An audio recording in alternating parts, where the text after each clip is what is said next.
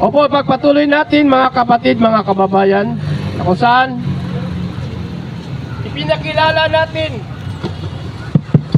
ipinakilala natin ang kung sino ang dapat nating sambahin.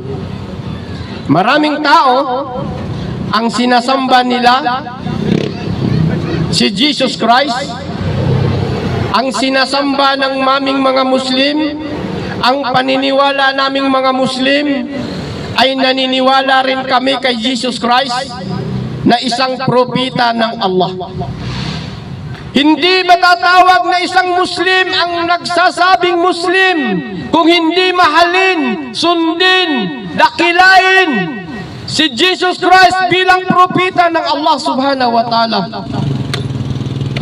Kaya hindi mo po kami masabi at mapagbintangan na anti-Christ. La ilaha illallah. Sa nagtanong sa akin, ang mga Muslim daw ay anti-Kristo. Hindi daw tayo naniniwala kay Jesus Christ. Allahu Akbar. Samantalang, ang Islam lang ang nagmamahal, nagmamalasakit kay Jesus Christ. Ano ba ang katayuan ni Jesus Christ? Siya ba'y Diyos? Siya ba'y anak ng Diyos? Wala kang mababasa sa inyong aklat ng Biblia na sinabi ni Jesus Christ na ako'y Diyos.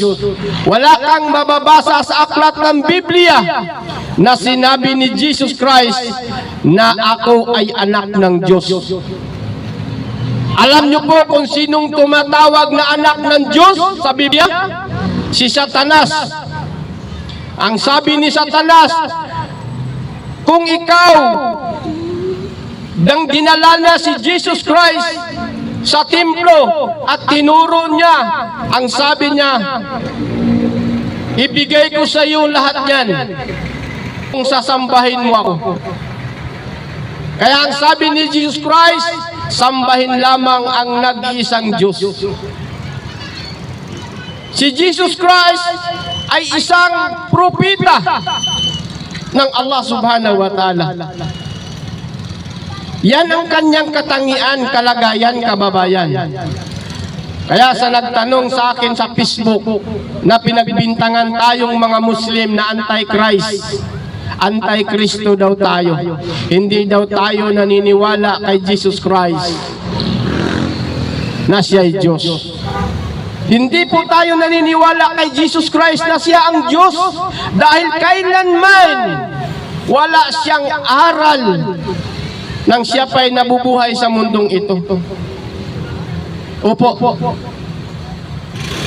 Wala siyang turo, kababayan. Wala siyang turo, may isang talata sa Biblia. Wala po. Mayroon siyang itinuro na sambahin lamang ang nag-iisang Diyos na si Allah subhanahu wa ta'ala.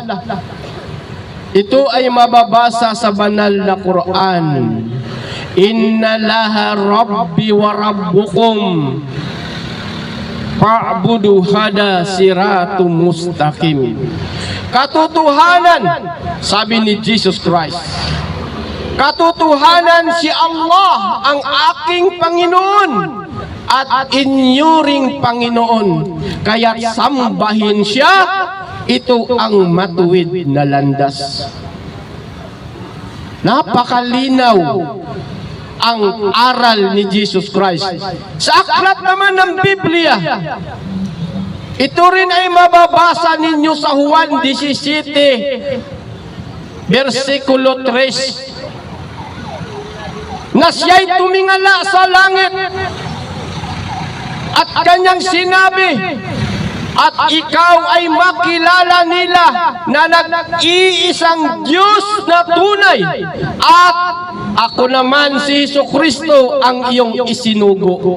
Sugo propeta, sugo, messenger. Hindi niya sinabi ako ay Diyos din. Kaya sa mga mangangaral dyan, binabaluktot nyo ang talata ninyong Biblia.